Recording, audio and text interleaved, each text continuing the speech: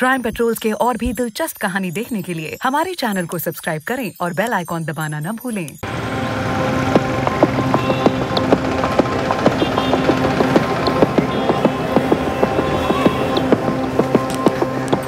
बाऊ, ये ration card और सर्टिफिकेट की एक जेरोक्स करके दीजिए। नहीं ताई, थोड़ा टाइम लगेगा। ठीक है, मैं 1 घंटे बाद आ जाऊंगी। हाँ ठीक है, तब तक हो जाएगा। ठीक।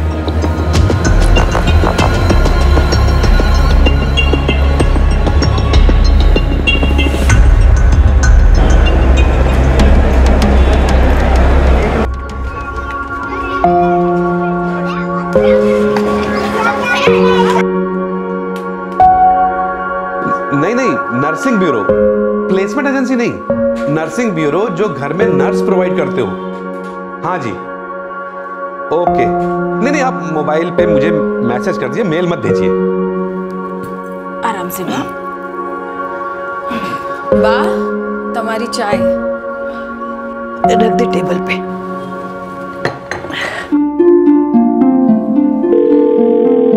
आवेद हेल्थ केयर सर्विसेज।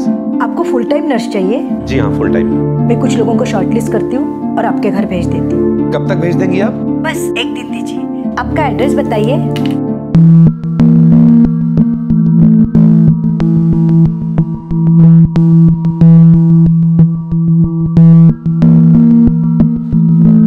देखो राधिका, हम दोनों वडोदरा में रहते हैं, तुम्हें हमारी बात का पूरा ख्याल रखना होगा। जी बिल्कुल सर, यही तो मेरा काम है। इंजेक्शन ठीक से लगा लेती हो? हाँ मैम, आप मेरा एक्सपीरियंस देखिए, रेफरेंस लेटर साथ में लगे हुए हैं।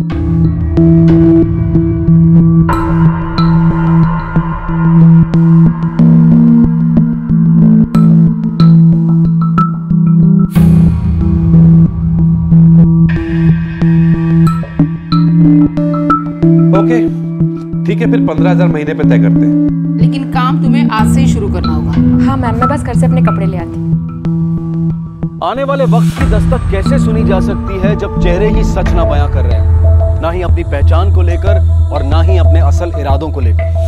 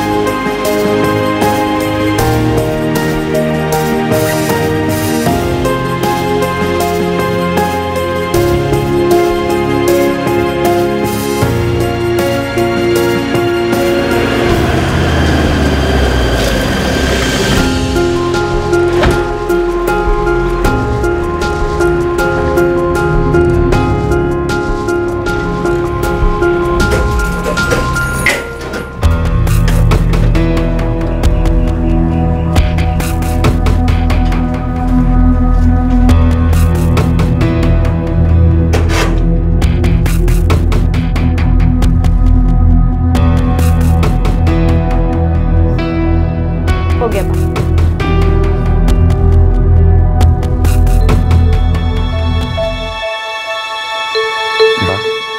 ये राधिका कैसी लड़की है? आपका ठीक से ख्याल तो रखती है ना? बहुत अच्छे से, और हाथ भी बहुत हल्का है उसका। इंजेक्शन ऐसे लगाती है कि पता ही नहीं चलता। वाह, मैं तो कहती हूँ आप चलो हमारे साथ, मैं आपकी अच्छे से देखभाल करूँगी। हाँ बा, चलो ना, वडोदरा बहुत अच्छा शहर है। मैं यही ठीक हूँ बेटा, 42 साल हो गए मुझे इस घर में। जब हम यहाँ आए थे ना, तुम 9 साल के थे। सारी जिंदगी यही कट गई मेरी। तुम लोग मेरी फिक्र मत करो, मैं ठीक हूँ।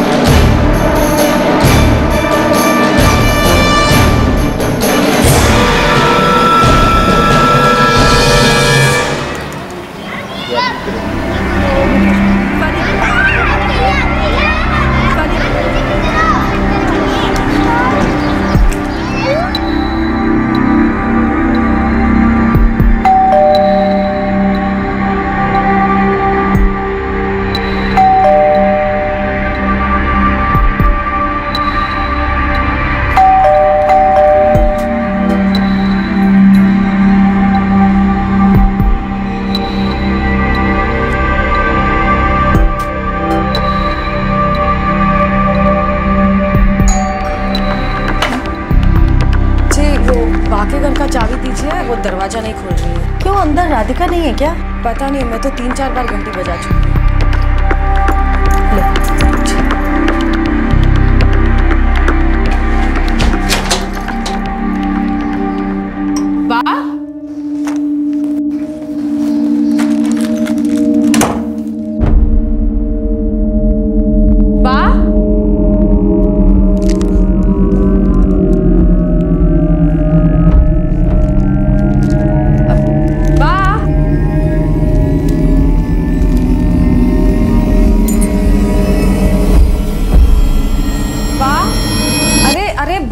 क्या कर रहे हैं? बैठ जाइए, बैठ जाइए। क्या हुआ? कहाँ जा रहे हैं? वो राधिका पता नहीं कहाँ चली गई। मैंने घंटी सुनी थी, मैं उधर ही आने की कोशिश कर रही थी। अच्छा कोई बात नहीं, आप शांत हो जाइए, मैं उसे ढूंढती हूँ।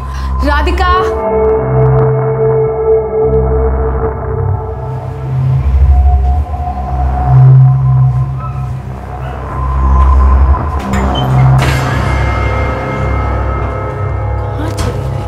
अरे वाह, राधिका तो यहाँ भी नहीं है। भगवान जाने कहाँ चली गई। सुबह ना उसने मुझे उठाया न चाय दी। कोई बात नहीं बा, मैं आपके लिए चाय बना कर लाती हूँ।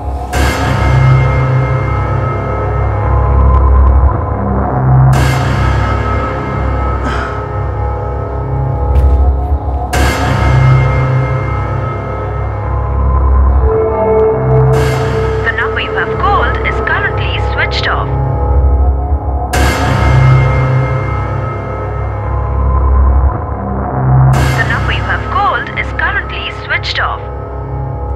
बा, राधिका का फोन तो बंद आ रहा है।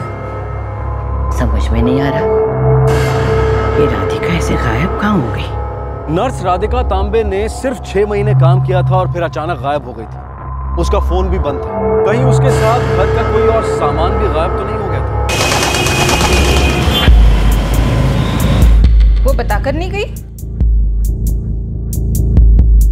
नहीं बताया तो नहीं, पर ऐसा कभी वो करती नहीं है। बस जरा चेक करो, अलमारी की चाबियां आपके तकिए के नीचे है ना?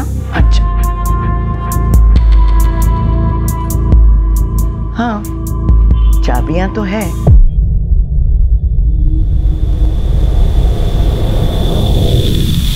अब अलमारी चेक करो बा।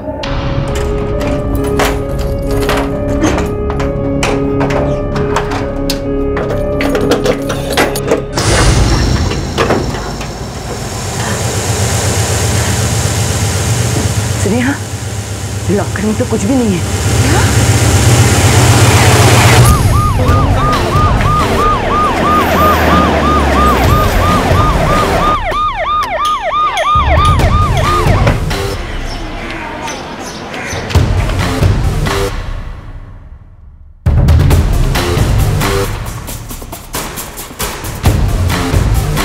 हम लोग परसों आए थे और लॉकर में 5 लाख रख के गए थे और उसमें लगभग 1.5 लाख की ज्वेलरी भी थी। आप लोगों ने इतना सारा कैश और ज्वेलरी ऐसे घर में रखा जहां आपकी बूढ़ी माँ के अलावा मेड और नर्स रहती है। मैं जब भी आता था तो कुछ पैसा बा के पास रख के जाता था, बाकी बैंक में डाल देता था।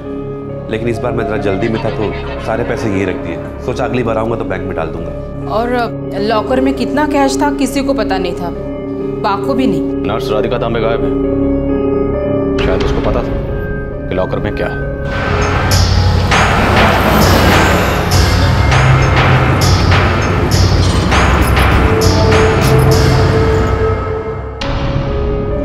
साहब, मैंने अलमारी को हाथ तक नहीं लगाया साहब। मैं तो इधर खाली बर्तन, झाड़ू, कटका और खाना बनाने के लिए आती हूँ साहब। मैं इधर सारा टाइम रहती भी नहीं हूँ साहब। मैं चाबियाँ हमेशा अपने तकिए के नीचे ही रखती हूँ। क्या राधिका अलमारी खुला करती थी? वो सिर्फ मेरे कपड़े रखने और निकालने के लिए ही अलमारी खोलती थी, लेकिन मैं उसे सिर्फ ये अलमारी की चाबी देती थी, ये लॉकर की चाबी नहीं। क्या उसने तुमसे कभी घर में पड़े रुपयों की बात की थी? नहीं साहब। हाँ, कभी कभी बातों बातों में वो ऐसे ही पूछती थी साहब। साहब और मेम साहब बा का बहुत ख्याल रखते हैं ना? अरे साहब और मेम साहब तो बहुत अच्छे हैं। वो जब भी आते हैं बहुत कुछ लेकर आते हैं और ये घर का पूरा राशन भी भर के जाते हैं। बेचारी बा, वो तो अकेले बैंक में नहीं जा सकती ना पैसे निकलवाने। नहीं, मुझे नहीं लगता कि बा को बैंक जाने की जरूरत है साहब। जब भी आते हैं ना, बा को कुछ ना कुछ पैसा दे के ही जाते हैं। हाँ वो तो है। लॉकर में 5 लाख कैश पड़ा था। ये राधिका को कैसे पता चला? मुझे नहीं पता साहब, मैंने नहीं बताया। मैंने जब ये पैसे यहाँ अलमारी में रखे थे तब तो बा बाथरूम में थी और राधिका भी वहीं बा की हेल्प कर रही थी। तो हो सकता है राधिका ने आपको पैसे रखते हुए देख लिया।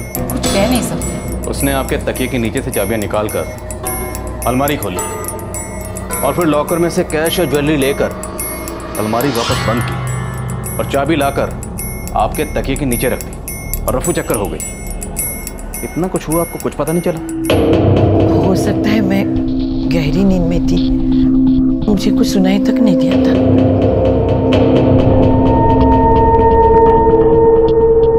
वो आवेद हेल्थ केयर सर्विसेज से आई।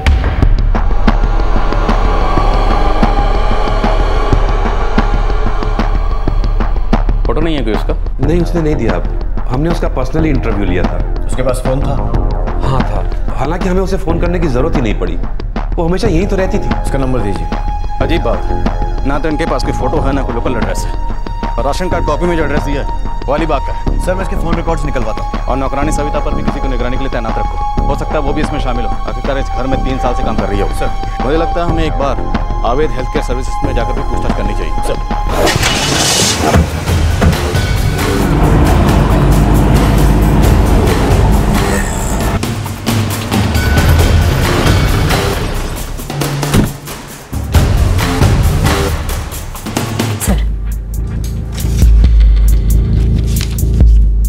उसके सर्टिफिकेट्स और रेफरेंस लेटर हमारे पास पहले से है। हमें उसका लोकल एड्रेस और फोटो चाहिए। एड्रेस है हमारे पास, लेकिन फोटो नहीं है। क्यों? जी हमारे यहाँ के प्रोसीजर में फोटो की जरूरत नहीं लगती। कैसे जरूरत नहीं पड़ती?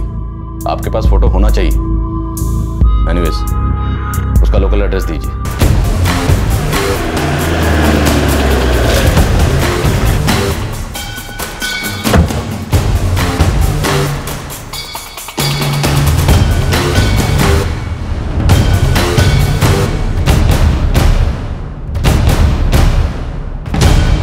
राधिका सुबह करीब 7:30 बजे आई थी और उसने घर की चाबियां दी और बोली कि जा रही है। क्या हुआ? कुछ जरूरी काम आ गया है, गाँव जा रही है। ऐसे अचानक? हाँ अचानक। क्या वो अलीबाग गई? क्योंकि राशन कार्ड के पते के हिसाब से वो अलीबाग की रहने वाली है। जी उसने कुछ ऐसा बोला नहीं। आपने राधिका तांबे को 12 नवंबर 2012 को रेफरेंस लेटर दिया था? जी हाँ दिया था। वो मेरे सास के यहाँ काम करती थी, कुछ 4 महीने काम किया, उसके बाद हमें उसकी ज़रूरत नहीं थी। उसकी कोई फोटो है आपके पास? जी फोटो तो नहीं है। नहीं हूँ आशीष भाई, राधिका ने हमारे वहाँ 3 महीने काम किया। काम बहुत सारी है, ठीक है। आपके पास उसकी कोई फोटो है? जी उसके फोटो के लिए मैंने कभी पूछा ही नहीं। उसने हमारे घर में 9 महीने तक काम किया था। वो काम में बहुत अच्छी थी। वो ऐसा कुछ कर सकती है इसका मुझे यकीन ही नहीं हो रहा है।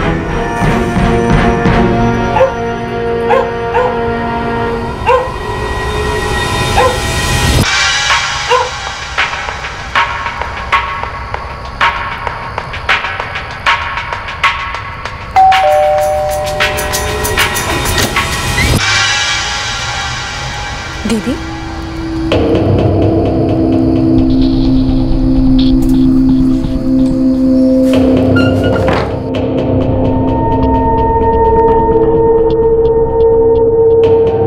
मुझे तो सोचते हुए भी डर लग रहा है। उसने चाबियां निकाली, पैसे चुराए, और अगर इस दौरान बात जाग जाती तो पता नहीं वो बा के साथ क्या करती। उसकी कोई भी डिटेल किसी के भी पास नहीं, आवेद हेल्थ केयर सर्विसेज के पास भी नहीं। क्या होता अगर चोरी के दौरान उषा बहन जाग गई होती? राधिका तांबे का पता ठिकाना और भी रहस्यमय होता जा रहा था, यहाँ तक कि उसका अलीबाग का एड्रेस भी, जो कि राशन कार्ड में दिया हुआ था।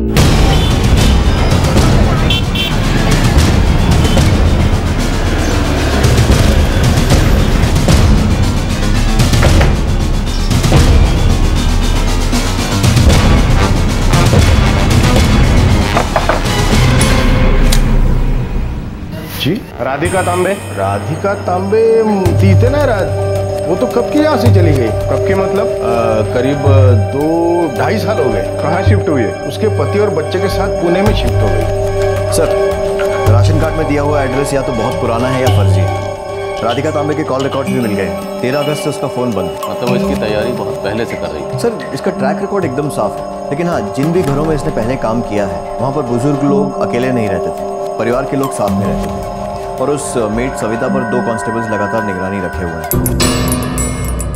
पर सर लगता नहीं है कि उसका इसमें कोई भी हाथ है, क्योंकि वो बहुत टाइम से एक ही जगह पर अपनी फैमिली के साथ रह रही है।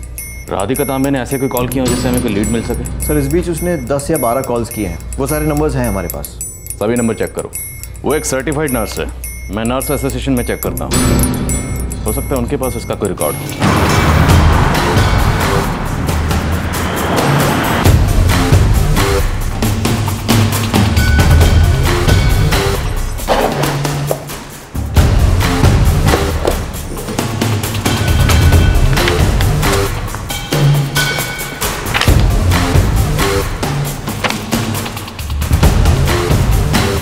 कोई और डिटेल, उसका कोई फोन नंबर?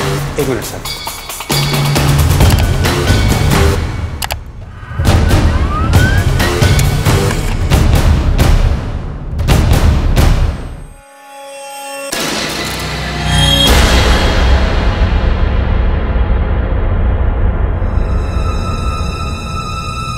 ये तो 40-45 साल की लगती है।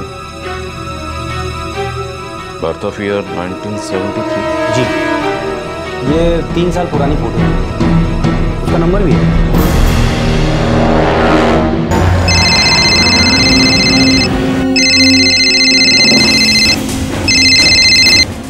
हेलो, राधिका तांबे?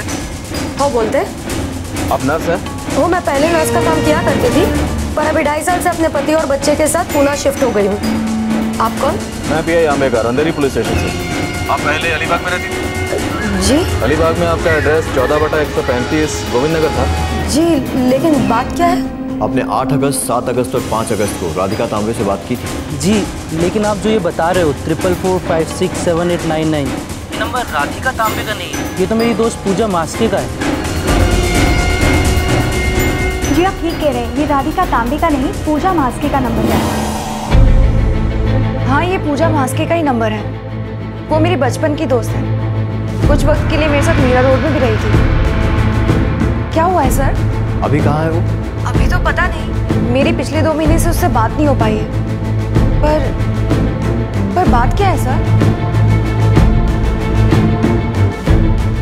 नहीं सर, ये वो राधिका तांबे नहीं है, वो तो एक यंग लड़की थी।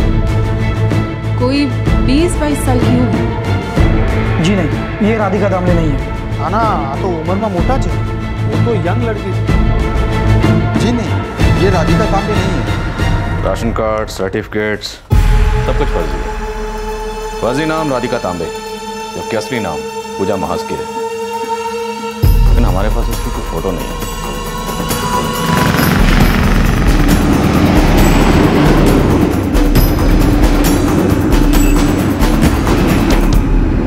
उसने इस धोखाधड़ी और चोरी के काम को बड़ी ही सफाई और शातिर तरीके से अंजाम दिया था। अपने पीछे अपनी पहचान, अपने पते ठिकाने का एक भी सुराग तक नहीं छोड़ा था। उसका अगला शिकार कौन होगा, इसका अंदाजा लगाना भी नामुमकिन था। क्या वो ये अपराध करके बच जाएगी?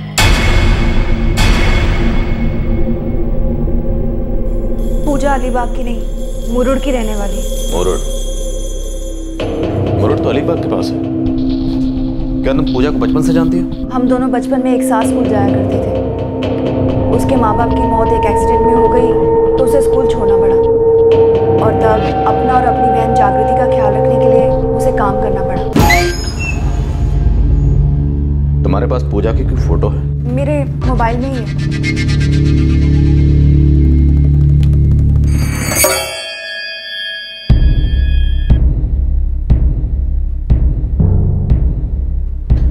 तुम्हारे पास उसका मुरुड का एड्रेस है? जी है मेरे पास। हाँ सर, यही है राधिका तांबे। सर, राधिका तांबे इसका फर्जी नाम है। इसने फर्जी सर्टिफिकेट और फर्जी राशन कार्ड का इस्तेमाल किया। नहीं, मैं इसे नहीं जानती। ये आपके सर्टिफिकेट्स और राशन कार्ड का गलत इस्तेमाल कर रही है। लेकिन ये कैसे हो सकता है? हो सकता है ये वहाँ काम करती हो जहाँ पहले कभी आप काम करती थी। मैं अलीबाग हेल्थ सेंटर में काम करती थी, वहाँ इसे मैंने कभी नहीं देखा। और सर, मुझे कैसे पता होगा कि कोई मेरे नाम का और सर्टिफिकेट का गलत इस्तेमाल करके लोगों को बेवकूफ बना रहा है?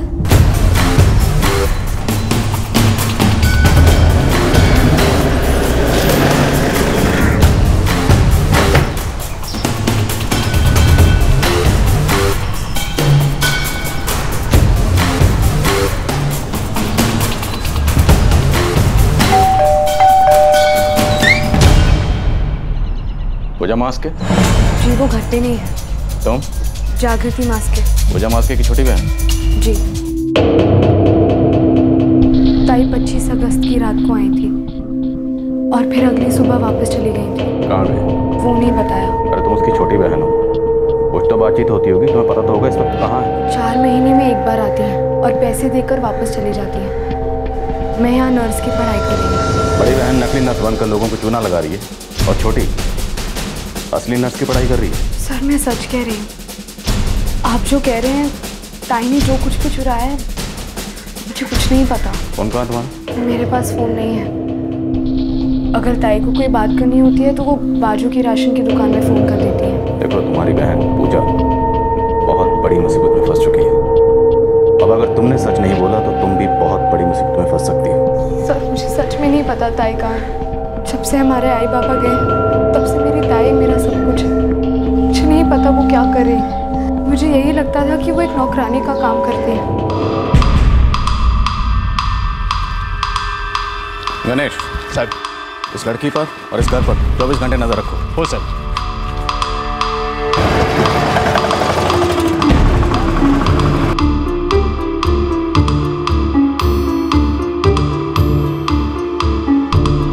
जी नहीं, इस लड़की ने यहाँ कभी काम नहीं किया। मैं राधिका तांबे को अच्छे से जानती हूँ, लेकिन ये लड़की कभी यहाँ काम पर नहीं थी।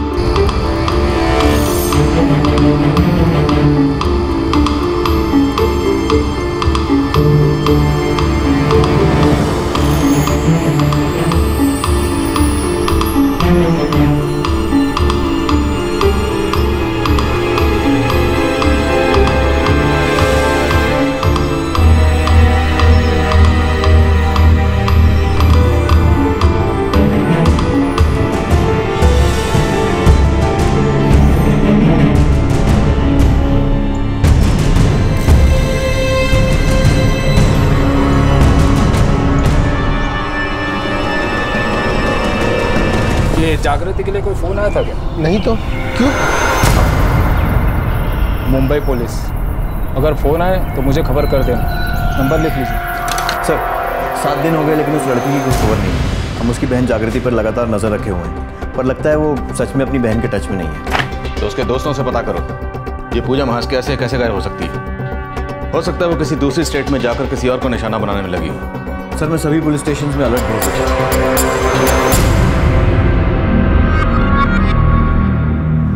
अब तो किसी को भी काम पे रखने में डर लग रहा है। देखिए जो भी हुआ उसे हमें भूलना होगा। कोई बात नहीं, आप जाइए और 2 हफ्ते के लिए मैं हूँ यहाँ पे। आगे क्या करना है वो बाद में सोचेंगे। देखो मैं तो यही चाहता हूँ कि बा हमारे साथ ही चलने के लिए राजी हो जाए।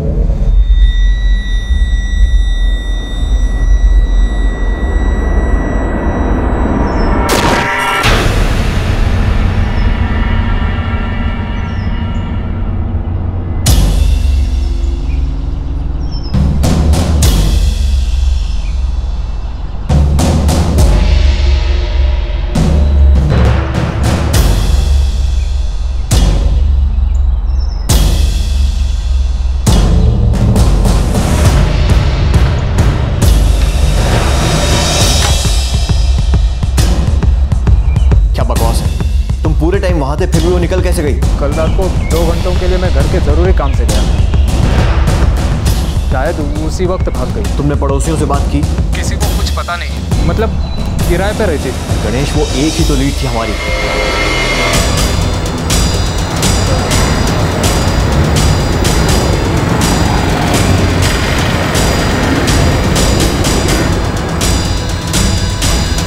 क्या बताऊं ताई, वो लोग पूरा टाइम उस पर निगरानी रखते हैं। शुक्र है उन लोगों ने घर की तलाशी नहीं की। अब हम कहाँ जाएंगे? घूमते हैं जब तक मामला ठंडा नहीं होता। अच्छा तू अब खा पी ले, भूखी होगी। पुलिस के पास जो एकमात्र लीड थी वो भी उनके हाथ से निकल गई थी। फर्जी नर्स पूजा तांबे अब पुलिस की पहुंच के बाहर थी और अगले 3 महीने तक ऐसा लग रहा था कि उस तक पहुंचना अब नामुमकिन था।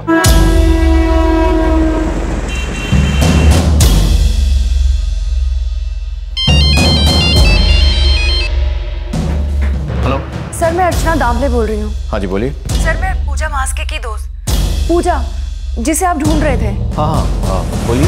सर क्या वो मिली आपको? नहीं, हम उसे अभी भी ढूंढ रहे हैं। क्या आपको वो कहीं दिखाई दी? हाँ, मैंने देखा उसे।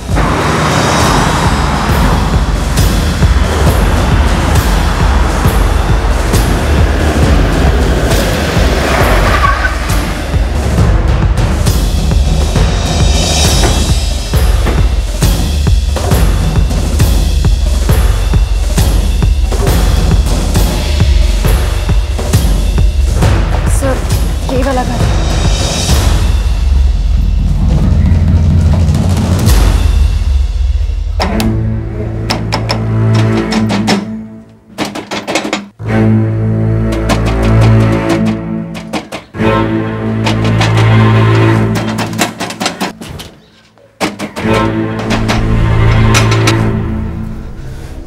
लगता पुलिस वाले हैं, साथ में अर्चना भी है। उस दिन जब हमें दिखी थी तभी निकल जाना चाहिए था कहीं। मुझे क्या पता था इस जगह पुलिस को बता देगी।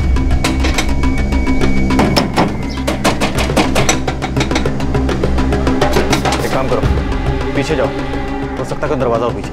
जाओ।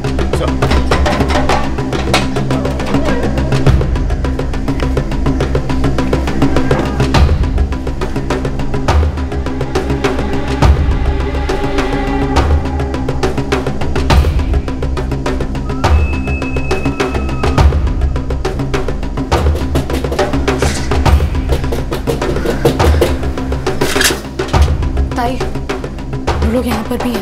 वो लोग मुझे पकड़ने आए ना। मैं काम करती हूँ, मैं कहीं भाग जाती हूँ।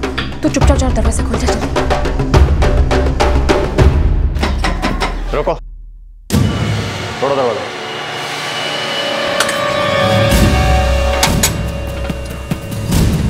अरे क्या हुआ? अरे साहब, क्या हुआ साहब? पीछे का दरवाजा खोलो।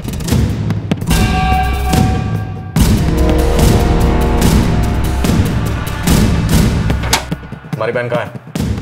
वो यहाँ नहीं है, पर साहब मैंने इन दोनों को यहीं देखा था।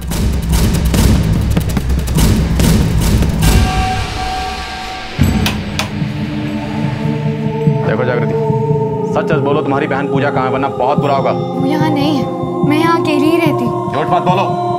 मैं सच कह रही हूँ साहब। झूठ बोल रही है ये।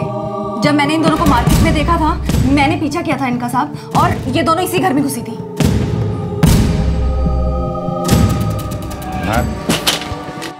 वो मुरट में है। उन्होंने मुझे मुरट वाले घर से फोन किया था। चुप। मैं कह रही हूँ ना, वो यहाँ नहीं है साहब, मैं सच कह रही हूँ।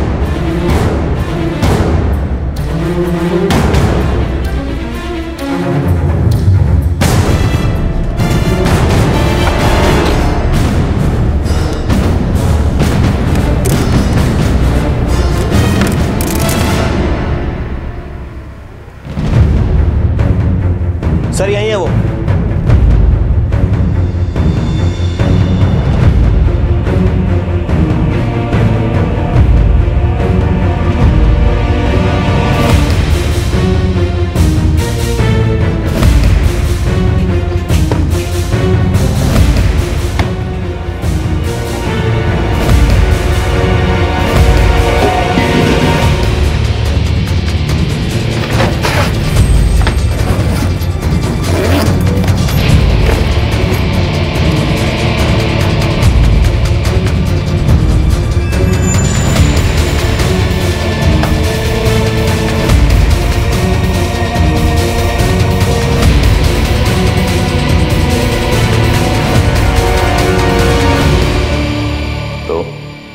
मिस फर्जी, अब और फर्जी कहानी बनाने की कोई गुंजाइश नहीं है, इसलिए बेहतर यही होगा सब कुछ सच सच बता दो।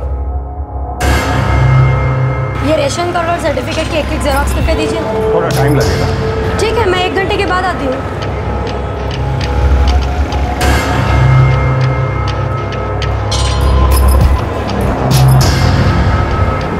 काकी, जरा जेरॉक्स करके दो ना। हाँ बस 2 मिनट, इतना रिचार्ज कर लेता हूँ।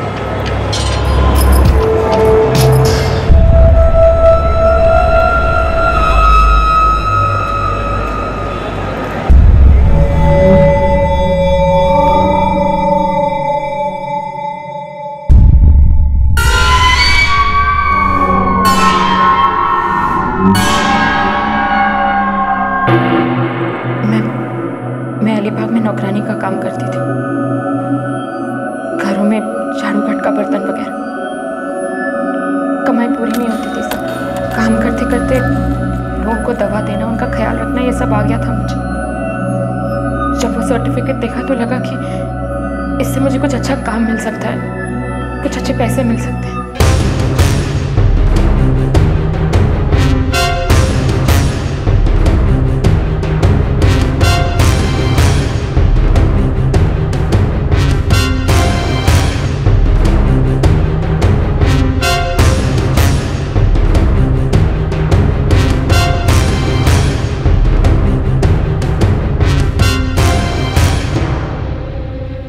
में भी काम कर चुकी थी साहब, वहाँ नर्स को इंजेक्शन देते हुए देखा था, काम करते हुए देखा था।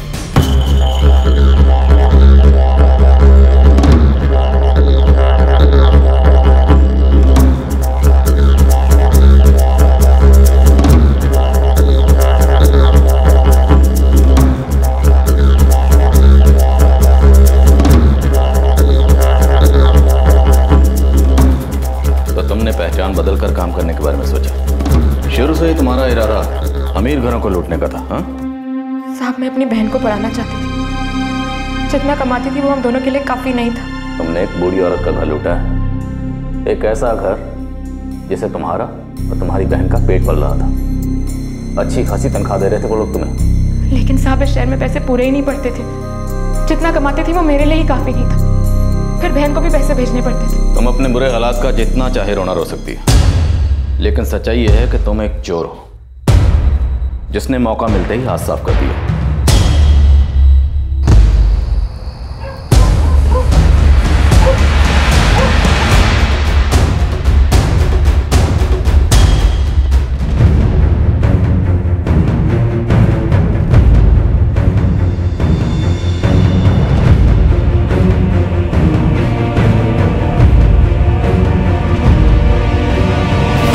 मुझे पता था कि रात में 2 से 5 के बीच वह बहुत ही गहरी नींद में होती है। मैंने तकिए के नीचे चाबियां रखी हैं ऐसे कि आराम से निकाली जा सके।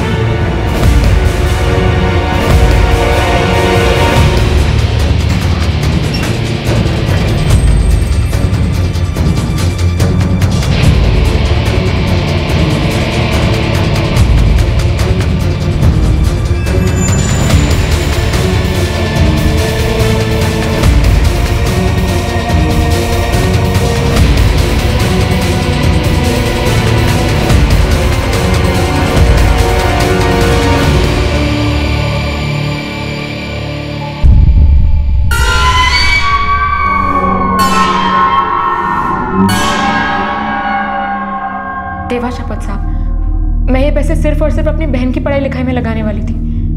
खुद भी नर्स की पढ़ाई करके सचमुच की नर्स बनना चाहती थी। अब देख लीजिए साहब, उन पैसों में से मैंने बहुत कम पैसे खर्च किए हैं। अब उससे कोई फर्क नहीं पड़ता कि तुमने पैसे कम खर्च किए हैं ज्यादा खर्च किए हैं। तुमने पैसे चोरी किए, तुम एक चोर हो। लेकिन मेरी बहन चोर नहीं है, वो वही करी थी जो मैंने उससे कहा। वो मासूम है साहब, उसे जाने दीजिए। तुमने नकली पहचान बनाने के लिए इतना कुछ किया, एक ऐसा घर ढूंढने के लिए जहाँ पे तुम चोरी कर सको इतना कुछ किया। क्या जरूरत थी ये सब कुछ करने की? जबकि जहाँ जहाँ तुमने काम किया हमने पता किया, सबने यही कहा कि वो बहुत अच्छी है, बहुत मेहनती है। थोड़ी और मेहनत करती तो जिंदगी में बहुत कुछ हासिल कर सकती थी।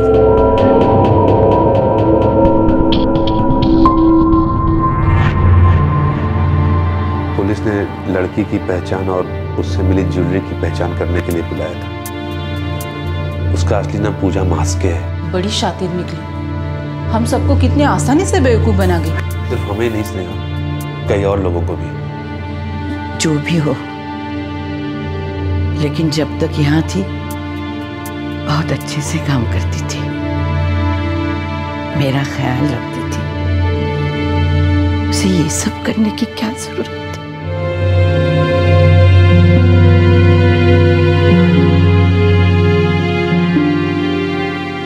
पूजा की बहन जागृति को छोड़ दिया गया है क्योंकि उस पर कोई केस नहीं बन रहा था। पूजा को आईपीसी की धारा 381 यानी क्लर्क या नौकर द्वारा अपने मालिक की संपत्ति चुराने के तहत और 419 यानी किसी और की आइडेंटिटी को अपनाकर किसी को धोखा देने के तहत अरेस्ट किया गया है। चार्जशीट फाइल की जा चुकी है और पूजा अभी जमानत पर बाहर है। एक तरह से देखा जाए तो एक लड़की ने कितनी आसानी से कुछ फर्जी दस्तावेजों के जरिए किसी और की पहचान को अपना बनाया और उसके जरिए काम हासिल करती रही। और काम भी एक नर्स का, जो कि एक विशेषज्ञता वाला काम है और किसी की जान जोखिम में डाल सकता है। और दूसरी तरफ से देखा जाए तो ये ब्यूरो और प्लेसमेंट एजेंसीज, जिनका काम है कैंडिडेट के बारे में जांच करना, सब कुछ वेरीफाई करना। पर वेरिफिकेशन तो छोड़िए, कैंडिडेट बिना फोटो दिए ही काम किए जा रहे हैं। ये बात ही बहुत शॉकिंग है। चेहरे झूठ बोल सकते हैं, धोखा दे सकते हैं, लेकिन किस पे इल्जाम लगाया जाए? शर्म बची कहाँ है? चारों तरफ हो रहे घोटालों और स्कैम्स में बेशर्मी का नंगा नाच ही तो हो रहा है। और उसके बावजूद ये नेता बिना शर्म का चेहरा लिए जनता के मसीहा बने फिरते हैं। हमारी व्यवस्था ने अब तक कभी भी जनता का ठीक से ख्याल नहीं रखा है। और अब जब चुनाव सर पर आ रहे हैं तो सब लोग झूठे वादे किए जा रहे हैं कि अगले 5 सालों में सब कुछ बदल जाएगा। किसी में भी शर्म बची कहाँ है? पूजा को सजा मिलनी चाहिए, जरूर मिलनी चाहिए। उसकी ये सोच बिल्कुल गलत थी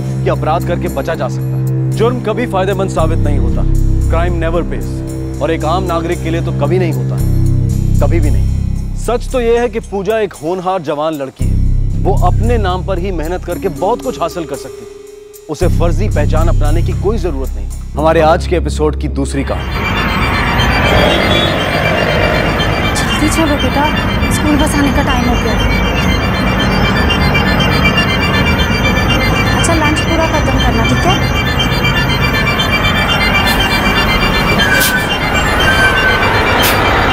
मस्ती नहीं करना हो, बाय, और टिफिन पूरा खत्म करना।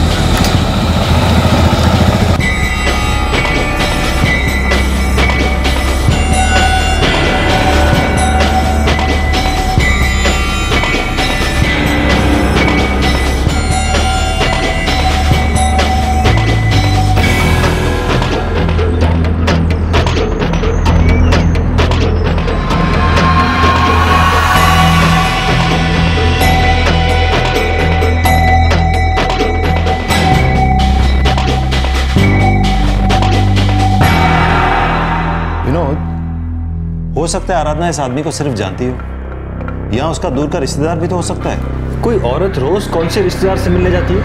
ये फोटोग्राफ्स देखो बिना, इन्हें देखकर बिल्कुल भी नहीं लगता कि इन दोनों के बीच में अफेयर होगा। तुम दोनों अलग हो गए हो, वो अकेली है। हो सकता है काम के सिलसिले में किसी से मिल रही हो, गार्डन में, कॉफी शॉप में, काम के लिए। देखो विनोद, बात सीधी सी है, बिना किसी ठोस सबूत के तुम उसे डिवोर्स नहीं मांग सकते। इन फोटोग्राफ्स के बेसिस पर ये केस स्टैंड नहीं कर पाएगा। क्या तुम्हारे पास कोई भी ऐसा फोटोग्राफ है जिसमें दोनों कॉम्प्रोमाइजिंग पोजीशन में? एक पति जो किसी भी कीमत पर अपनी पत्नी से तलाक चाहता है, और एक पत्नी जो उसे आजाद करने को राजी नहीं। वो पति विनोद ओसवाल अब अपनी पत्नी आराधना से छुटकारा पाने के लिए उसके खिलाफ एक अफेयर का ठोस सबूत चाहता है, जो शायद हुआ था। शुरू होता है एक जासूसी का खेल, पर वो हालात क्या थे जिनकी वजह से पति पत्नी के बीच इतनी कड़वाहट आ गई थी।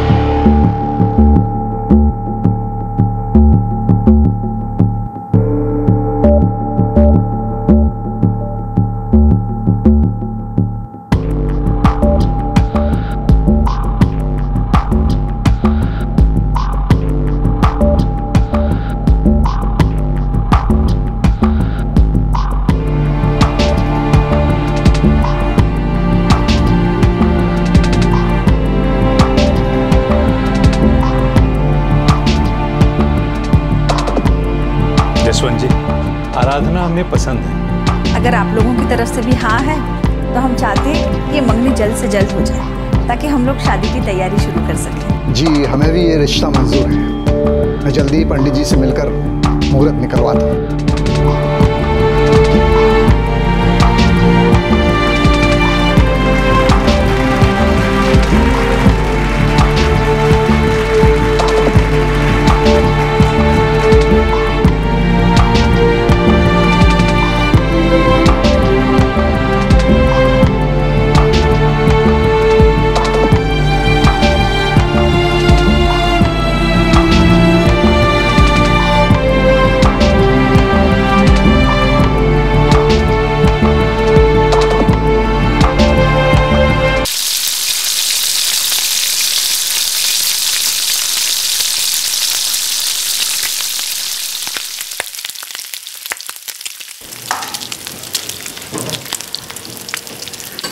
भाभी, मुझसे कोई गलती हुई है क्या?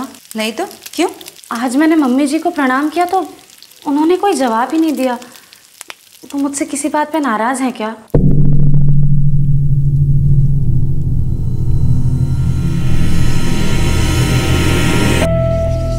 भाभी, कोई तो बात जरूर है, प्लीज बताइए ना। मम्मी जी तुमसे उखड़ी हुई है। मुझसे? लेकिन क्यों?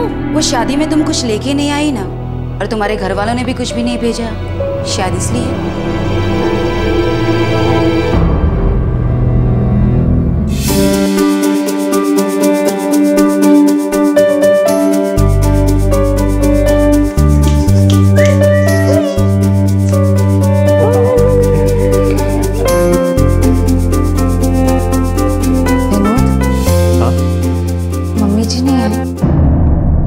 तबीयत ठीक नहीं है।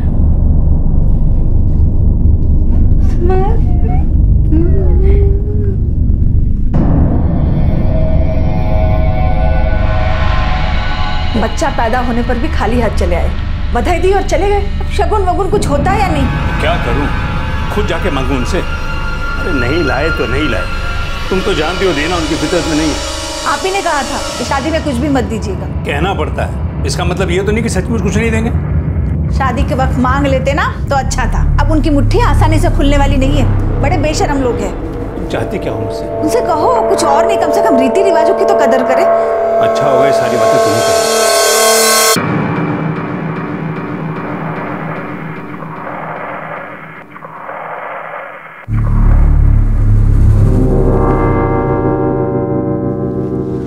मम्मी जी आइए ना, ओम अभी सोया है। आराधना, तुम्हारे परिवार को अपनी इज्जत की परवाह नहीं है, कम से कम हमारे बारे में कुछ तो सोच लेते। रीति रिवाज परंपरा कुछ होता है या नहीं? मम्मी जी आप हमेशा मेरे घर वालों के बारे में इतना भला बुरा क्यों कहती हैं? जानती है कि मेरे पापा का बस कपड़ों का एक छोटा सा बिजनेस है, आप लोगों की तरह कोई बड़ा बिजनेस नहीं है। अगर छोटा सा बिजनेस है तो अपनी बेटी की शादी भी किसी छोटे घर में करते ना। अपनी बेटी की शादी अगर उन्हें बड़े घर में करनी थी तो बड़े घर के रीत रिवाज भी उन्हें समझ लेने चाहिए थे। और फिर शादी ब्याह में पैसा ना हो तो कौन सा ऐसा बाप है जो कर्जा नहीं लेता? लेकिन इनसे तो चवन्नी निकलवाना भी मुश्किल है। तुम्हें पता है मेरे भाभी की शादी में रूपाली के घर वालों ने क्या क्या दिया था? रूपाली भाभी अपने साथ इतना सब इसलिए लेके आई थी क्योंकि उनके परिवार की हैसियत थी। बात हैसियत की नहीं, नीयत की है। तुम्हारे परिवार ने हमारी शराफत का फायदा उठाया। उन्होंने सोचा सामने वालों ने कुछ मांगा नहीं है तो हमें भी कुछ देने की जरूरत नहीं है। पर अब ऐसा नहीं चलेगा। तुम अपने बाबूजी से जाके बात करो।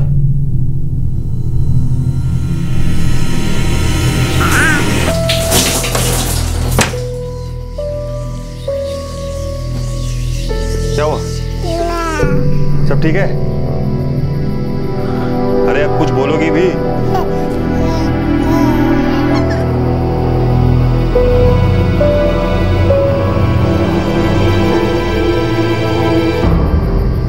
वैसे माँ कुछ गलत तो नहीं कह रही। भैया की शादी में रूपाली भाभी के घर वालों ने दिल खोल के दिया था और तुम्हारे घर वालों ने कुछ भी नहीं दिया। ये बात है तो सच ही नहीं।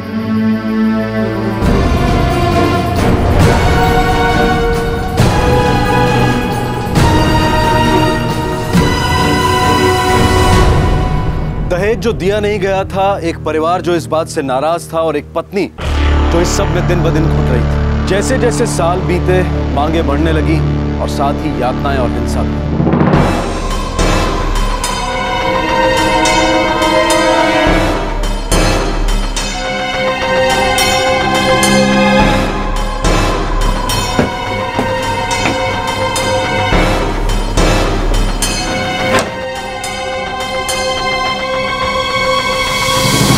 विनोद बेटा, मुझे तुमसे जरूरी बात करनी है। जी बाबा, मैं आता हूँ। देख बेटा, मैं जानता हूँ आजकल तुम बहुत परेशान हो, और तू ही सोच, हर शादी ब्याह में रीति रिवाज होते हैं जो तेरी शादी में नहीं निभाएगा। अब लेन देन तो हर शादी में होता है कि नहीं? तू ही बता, तेरी माँ का नाराज होना गलत है क्या? मैं जानता हूँ पापा। और आराधना, वो अपनी जिद पर अड़ी है। अरे एक बार अपनी माँ बाप से बात कर लेगी तो कुछ बिगड़ जाएगा क्या?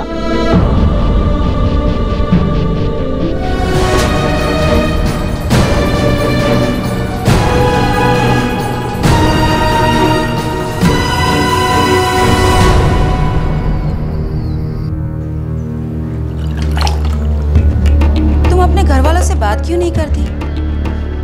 तुम्हारे पास और कोई चारा भी नहीं है। अब ये घर तुम्हारा भी है, या खुशी खुशी रहना है तो जैसा मम्मी जी कहती है वही करो। आराधना, अपने पापा से एक बार बात करके तो देखो, कब तक तुम जिद पड़ी रहोगी? मम्मी कहाँ तुमसे कुछ ज्यादा मांग रही है?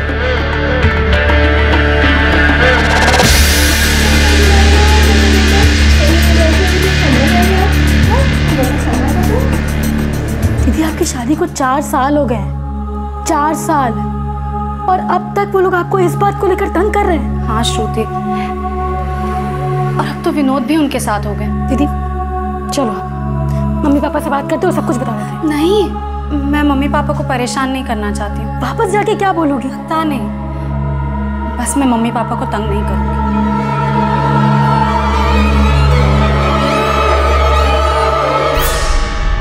किस मुंह से वापस आई हो?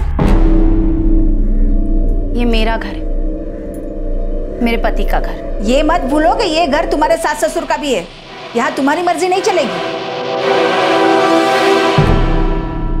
मैं अपने पापा से दहेज के लिए पैसे नहीं मांगूंगी। ठीक है, तो अपनी जिद का नतीजा भुगतो।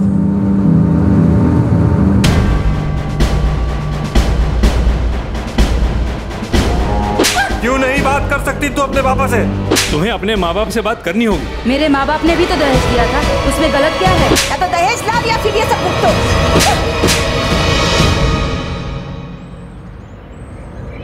यकीन नहीं होता कि जिया जी ये सब कैसे कर सकते हैं। मैं आप लोगों को ये सब कभी नहीं बताना चाहती थी,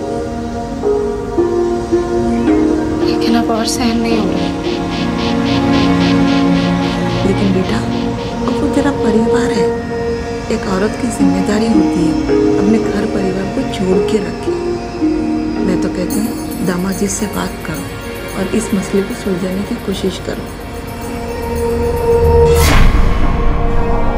ये ताने, ये मारपीट, आखिर कब तक वो ये सब सहती रहती? फाइनली आराधना ने फैसला किया कि वो अब ये सब और नहीं सहेगी।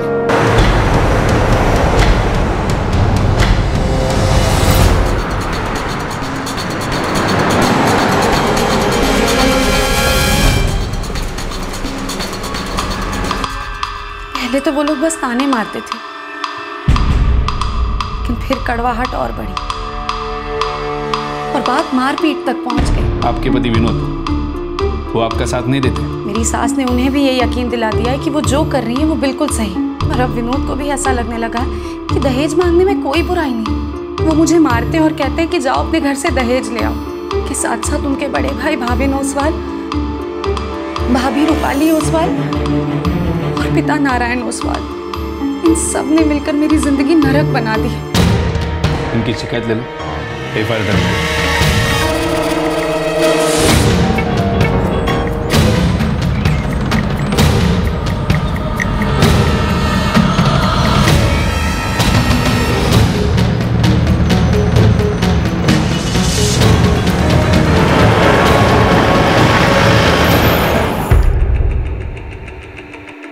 सर वो झूठ बोल रही है। हमने उस पर कभी दहेज के लिए दबाव डाला ही नहीं।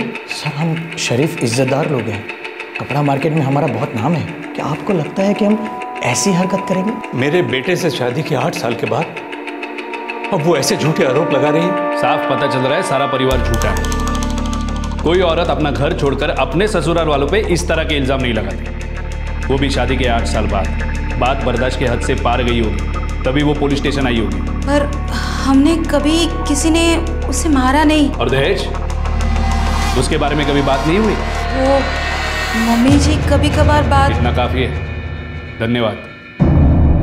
मतलब कि 1-2 बार मैंने बात उठाई थी, मतलब सिर्फ कहा था, उस पर कभी दबाव नहीं डाला और ना ही उसे मारा पीटा। 8 साल तक आप सिर्फ बात कर रही थी? यूं ही बातों बातों में जिक्र किया था कि मेरी बड़ी बहू दहेज लाई थी और वो नहीं। आपको जरा भी अंदाजा है आपका इस तरह से उसके साथ दहेज के बारे में बात करना सेक्शन 498A के तहत दहेज के लिए सताना माना जाता है। पर हमने उसे कभी सताया नहीं। ये आप कैसे कह सकते हैं? आपका बार बार पूछना, सारे परिवार का एक ही बात को बार बार पूछना, क्या ये सताना नहीं हुआ? वो हमारे घर की बहू है, तो उसे और उसके परिवार को परंपरा और रीति रिवाजों की इज्जत रखनी चाहिए ना। मतलब आपने दहेज मांगा था? हाँ। आराधना, क्या अपने सास ससुर को जेल भिजवाकर तुम्हारी गृहस्थी सुधर जाएगी? मम्मी, मैं उस घर में कभी वापस नहीं जाऊंगी। लेकिन बेटा, हमसे मशवरा तो कर लेती, बहुत जल्दबाजी की तो। देखो बेटा, ये घर का मामला है, इसे घर में ही रहना चाहिए। पापा, मेरे पास और कोई रास्ता नहीं था। आप नहीं जानते मैंने वहाँ कैसे दिन गुजारे, हर रोज की गालियाँ, मारपीट। मैंने बहुत सोच समझ के फैसला किया है पापा, और मुझे नहीं लगता कि मैंने कुछ भी गलत किया है। मैं किसी हाल में उस घर वापस नहीं जाऊंगी और ना ही उनकी ज्यादतियां सहूंगी। उन्हें भी पता चलना चाहिए कि दिन रात सताए जाना कैसा होता है।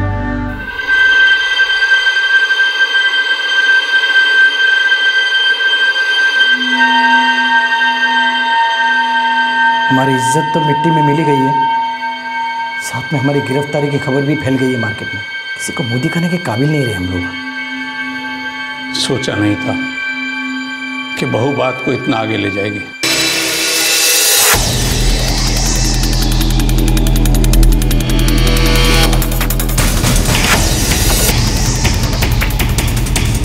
मैंने जमानत की अर्जी कर दी है, कल तक आप लोग की बेल हो जाएगी। फिर आप लोग को केस वापस लेने के लिए आराधना को मनाना होगा, वरना ये केस कोर्ट में लंबा चलेगा।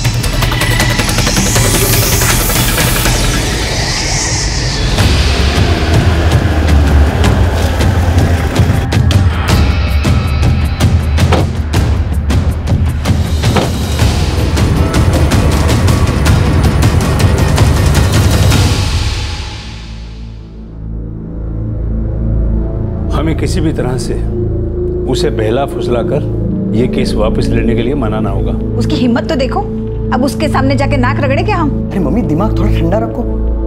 अभी हम जमानत पे छूटे हैं, केस अभी बाकी है। 498A का केस है। सबसे पहले तो हमें इस दहेज के केस से छुटकारा पाना होगा। उसके साथ क्या करना है वो हम बाद में देख लेंगे। मुझे उससे कोई बात नहीं करनी, कुछ लेना देना नहीं रखना है उसके साथ। तलाक दे दूंगा। ये तो क्या बोल रहा है विनोद? सही कह रहा हूं भैया, बहुत हो गया। अपनी हद से काफी आगे जा चुकी है वो औरत। अब यहां इस परिवार में उसकी कोई जगह नहीं है।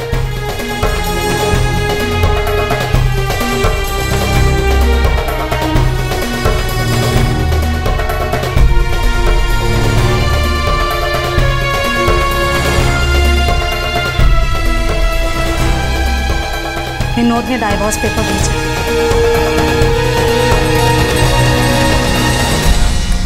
आराधना बेटा, मैं तो कहती हूँ अभी भी मान जा, अभी भी सब कुछ ठीक हो सकता है। नहीं मम्मी, उस घर में कभी कुछ ठीक नहीं हो सकता।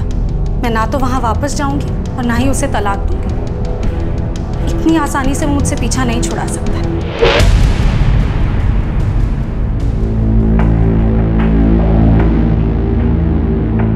मैडम, मेरी क्लाइंट आराधना ओसवाल को ये तलाक मंजूर नहीं है। वो पहले ही अपने पति विनोद ओसवाल पे डाउरी हैरेसमेंट का केस दर्ज कर चुकी है। उसके बाद ये डिवोर्स की बात उठी। इस केस की अगली डेट अब नवंबर में होगी। तब तक आई होप आप दोनों आपसी रजामंदी से कोई समाधान ढूंढ लेंगे। तुझे मेरे साथ रहना है ना मुझे तेरे साथ। तो फिर ये नौटंकी क्यों?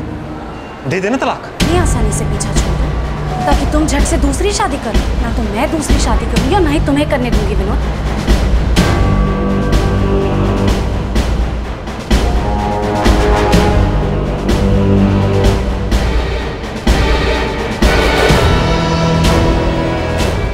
एक्स्ट्रा मैरिटल अफेयर साबित करना पड़ेगा विनोद, तब जाके डिवोर्स मिलेगा। उन तस्वीरों में आराधना के साथ नजर आ रहा वो आदमी था कौन? क्या आराधना का कोई अवैध संबंध था जिसके बारे में विनोद को पता चल गया था? क्या ये संबंध तभी कायम हो गया था जब आराधना और विनोद साथ में रहते थे, या फिर दोनों के अलग हो जाने के बाद आराधना की जिंदगी में ये नया आदमी आया था? ये थोड़ी अजीब बात थी कि तलाक का नोटिस मिलने के 1 महीने बाद ही आराधना की जिंदगी में प्यार लौट आया था।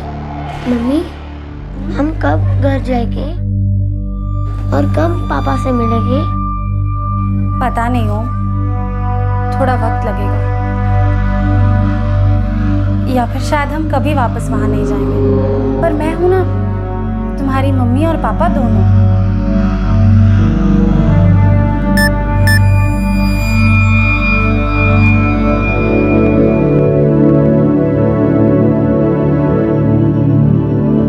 हाय, हाउ आर यू?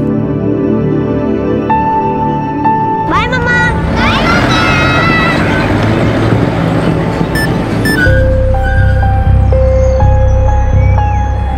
हाय, सब ठीक है ना? कौन है ये?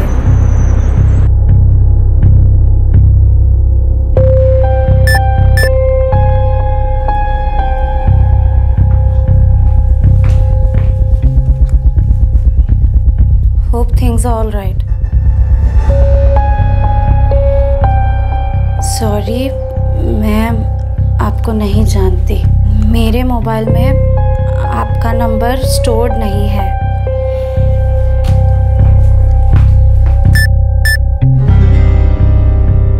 आप मुझे नहीं जानती, मेरा नाम कपिल है। आपसे बस दोस्ती करना चाहता हूँ।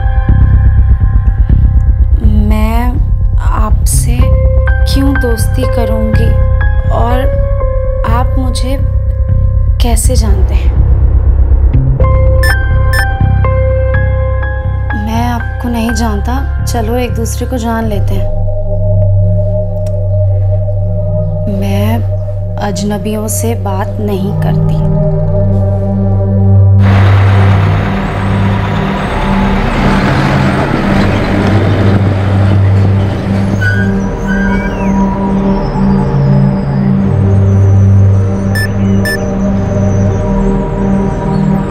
कपिल है। अब तो हम अजनबी नहीं है ना? How are you this morning? मैंने आपके मैसेज का जवाब दे दिया, तो इसका मतलब ये नहीं कि मैं आपसे बात करना चाहती हूँ। ओके, समझ गया, लेकिन अपना नाम तो बता दो। क्यों? मैंने तुम्हें अपना नाम बताया ना, तुम भी बता दो, हम लोग अजनबी नहीं रहेंगे। Hard luck.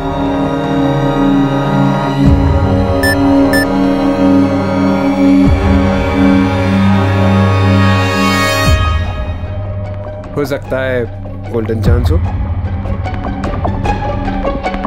सॉरी, तुम गलत जगह ट्राई करी। मैं औरत नहीं, आदमी हूँ।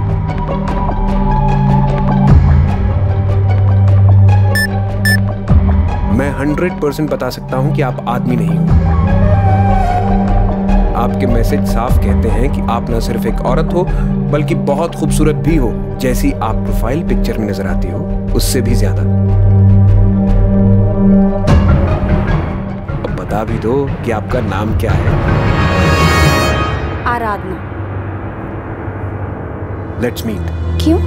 कम से कम ये तो पता चले कि हम दोनों दिखते कैसे हैं। Sorry, I am not interested. Interest नहीं है तो क्या हुआ, एक बार मिल तो सकते हैं। अब तो हम दोनों दोस्त हैं ना। तुम चाहते क्या हो? पता नहीं, ये सब मिलने के बाद सोचें।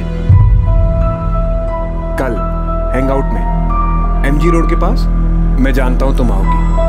2:30 बजे मैं इंतजार करूंगा। Hard luck. Remember what I said? Chance, golden chance भी हो सकता है।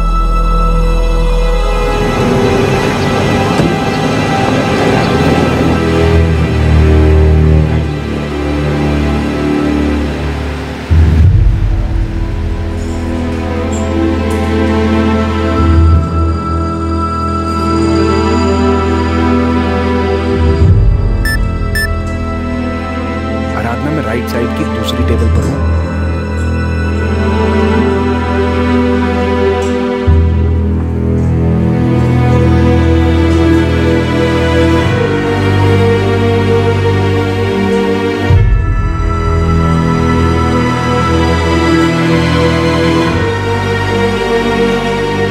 आपको मेरा नंबर कहाँ से मिला?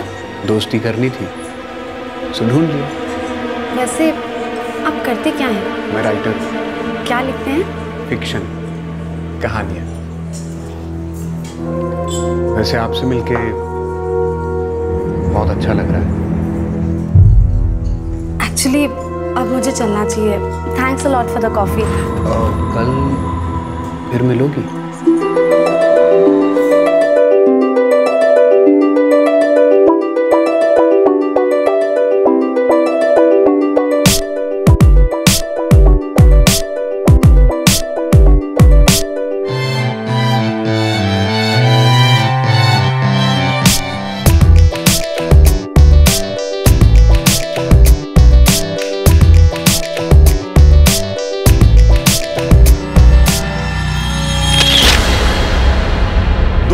से बेखबर थे कि कोई उनका पीछा कर रहा था और उनकी नजदीकियों को तस्वीरों में कैद कर रहा था। आराधना का पति विनोद उसे एक ठोस सबूत का इंतजार कर रहा था जो उसे जल्द से जल्द तलाक दिलवा सके। लेकिन दूसरी तरफ आराधना भी अपने फैसले को बदलने के बारे में सोच रही थी। कुछ है जो मैंने तुम्हें अब तक नहीं बताया। अब तुम कुछ भी बताओ। ये प्यार कम नहीं होगा। अब कोई सच ऐसा नहीं जो मुझे तुमसे दूर कर सके।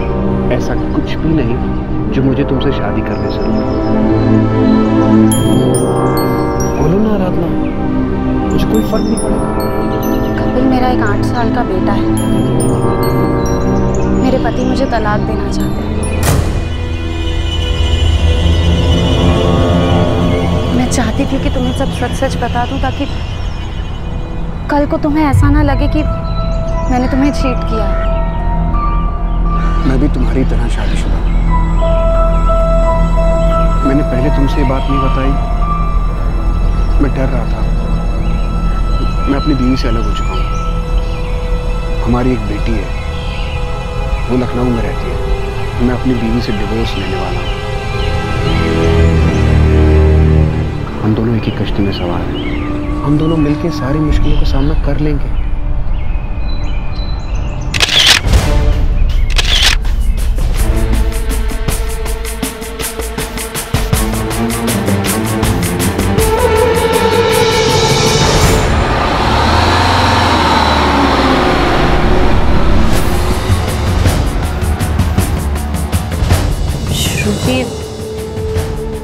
मैं सोच रही हूँ कि विनोद को तलाक दे ही।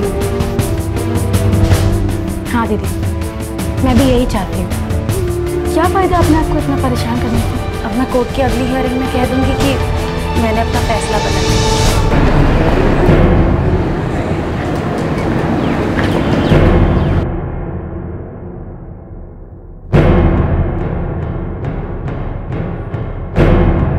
मिस्टर विनोद ओसवाल, क्या आप अब भी अपनी पत्नी को तलाक देना चाहते हैं? जी हाँ मैडम। क्या आप लोगों में इस बारे में कोई आपसी समझौता हुआ है? मैडम, मेरे client mister Vinod Oswal missus Aradhana Oswal के खिलाफ एक्स्ट्रा मैरिटल रिलेशनशिप के चार्जेस फाइल कर रहे हैं। इस बिना पर आगे कोई भी समझौता किए बिना मेरे क्लाइंट अपनी पत्नी से जल्द तलाक चाहते हैं। मिस्टर विनोद ओसवाल, आप अपनी पत्नी पर एक्स्ट्रा मैरिटल रिलेशनशिप यानी अवैध संबंध रखने का आरोप लगा रहे हैं। हमारे पास सबूत है मैडम।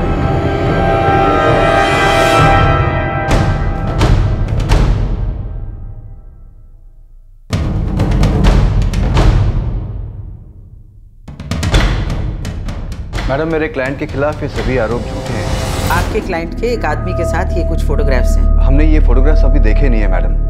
हो सकता है ये इन लोगों के झूठे आरोप हों मेरे क्लाइंट पर दबाव डालने के लिए। मेरी कोर्ट से गुजारिश है कि हम लोगों को एक नई तारीख दी जाए और इन तस्वीरों की कुछ कॉपीज भी। ये कोर्ट अब इस केस को अगली तारीख पर सुनेगी।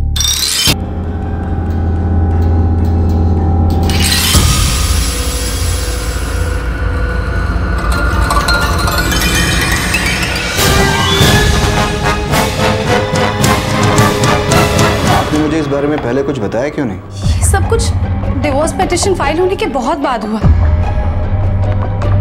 बल्कि आज तो मैं ये फैसला करके आई थी कि विनोद को तलाक देने के लिए हाँ कह दूंगी, ताकि मैं भी अपनी जिंदगी में आगे बढ़ सकूं। विनोद को पता है कि आपको कोई और मिल गया है? ये आदमी है कौन और विनोद को इस बारे में कैसे पता चला?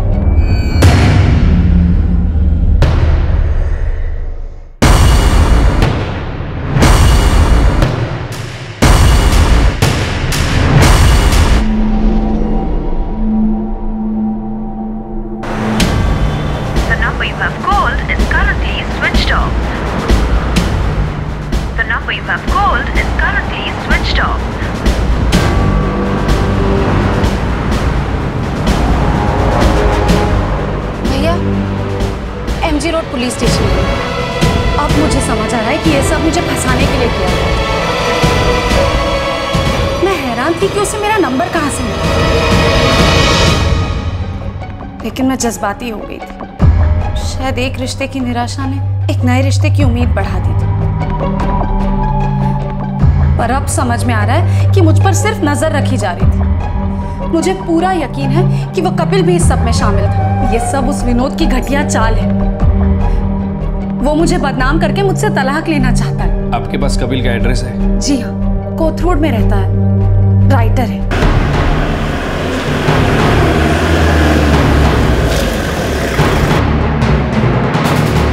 ये फ्लैट हमने कपिल यादव को किराए पर दिया था, पर 2 हफ्ते पहले वो चला गया। कुछ पता है कहाँ गया है? जी नहीं, कुछ बता के नहीं गया। वो एक राइटर था? जी, उसने तो यही कहा था। और उसे ये फ्लैट सिर्फ 2 महीने के लिए चाहिए था। उसे यहाँ कौन लेकर आया था? जी, हमारा ब्रोकर। हाँ सर, उसने अपना नाम कपिल यादव बताया था। वो तुम्हारे पास कैसे आया? सर, जैसे बाकी कस्टमर्स आते हैं। एग्रीमेंट के पेपर्स नहीं बनाए थे? एक्चुअली सर, उसे वो फ्लैट सिर्फ 2 महीने के लिए चाहिए था। उसने कहा कि वो एक राइटर है, कोई असाइनमेंट था उसका। असाइनमेंट? यानी आराधना को फंसाना? सर, हम उसके पति विनोद को लेकर आए। नहीं, पहले उस कपिल यादव को ढूंढो, खबरियों को काम पर लगा दो। The number you have called is currently switched off. The number you have called is currently switched off. Please try again later. Thank you. है कौन ये कपिल यादव? छोटी मोटी जासूसी करता है, ऑफिस भी नहीं है कहीं। हाँ, अखबार में इसका इश्तिहार जरूर निकलता है। इस वक्त कहाँ मिलेगा? नंबर बदलता रहता है साहब, उसका नया नंबर मिला है। वो एक प्राइवेट डिटेक्टिव था, उसे ढूंढना मुश्किल काम नहीं था।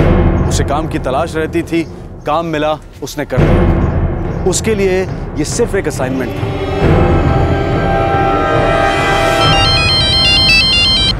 हेलो, कपिल यादव? जी हाँ, बोल रहा हूँ। आप कौन? मैं सतीश गोयल बोल रहा हूँ। मुझे मेरे बिजनेस पार्टनर के बारे में इंफॉर्मेशन चाहिए। क्या पता करना है? मुझे ऐसा शक है कि वो हमारे बिजनेस राइवल से जाकर मिला हुआ है। आप प्राइवेट डिटेक्टिव? जी हाँ। उस पर नजर रखनी है, पक्का सबूत चाहिए। जी हो जाएगा, लेकिन उससे पहले हमें मिलकर बात करनी होगी। मेरे ऑफिस तो मैं नहीं बुला सकता। आप बताओ कहाँ मिल सकते हैं? आज शाम बानेर से आगे हाईवे के पास जो कश्मीर पंजाब ढाबा है, वहाँ 4 बजे। ठीक है, ठीक 4 बजे मैं पहुँच जाऊँ।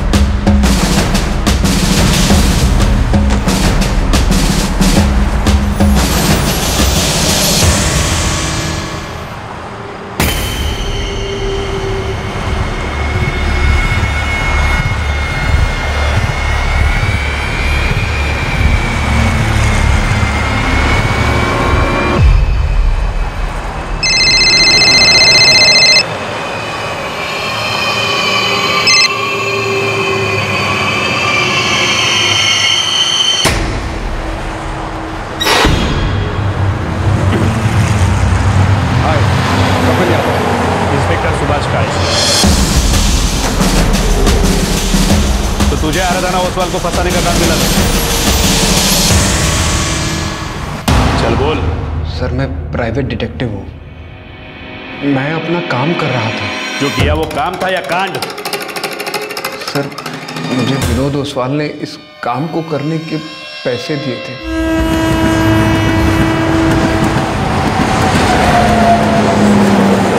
ये अपने पापा के घर में रह रही।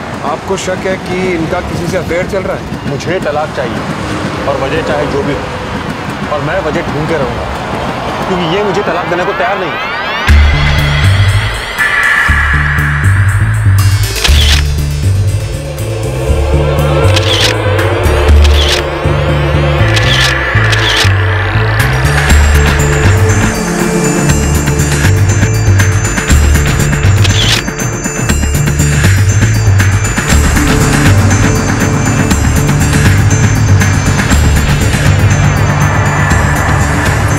दीदी का कोई अफेयर नहीं है। नहीं है, पता है। आपको उसे रंगे हाथों पकड़ना है? हाँ। 1.5 लाख लगेंगे। मुझे सबूत चाहिए, कैसे क्या वो सब तुम सोचो। काम करोगे तो 1.5 लाख। अब से आप मुझे फोन मत करें। मेरा असिस्टेंट निकुंज आपके टच में रहे। मुझे विनोद ने आराधना का नंबर दिया था, वो हे चैट पे एक्टिव थी, मैंने उसे मैसेज करना शुरू कर दिया।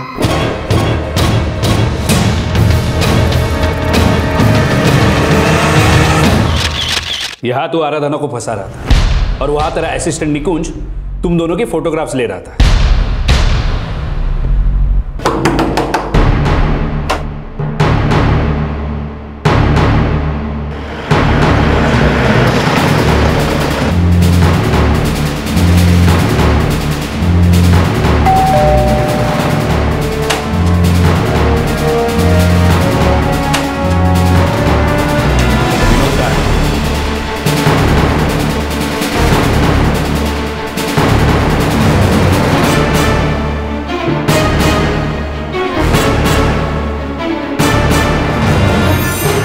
विनोद का है?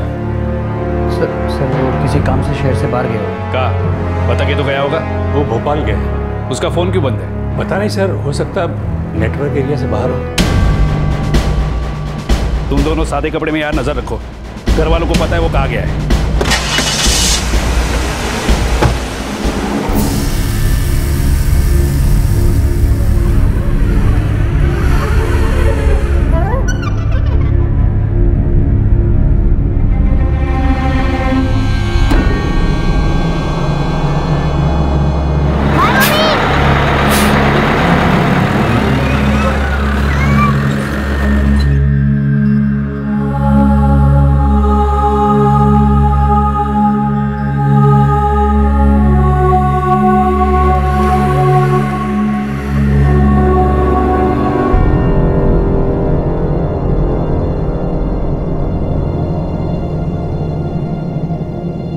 प्राइवेट डिटेक्टिव कपिल यादव और उसका असिस्टेंट निकुंज इस वक्त न्यायिक हिरासत में है। विनोद ओसवाल अब तक फरार है और पुलिस उसकी तलाश में है। तस्वीरों को देखकर आराधना को गहरा सदमा लगा था। उसके साथ जो कुछ भी हुआ वो अब तक उसके सदमे में है। एक अजीब तरीके से शुरू हुआ यह संबंध दरअसल उसके पति की उसे फंसाने की एक घिनौनी साजिश थी।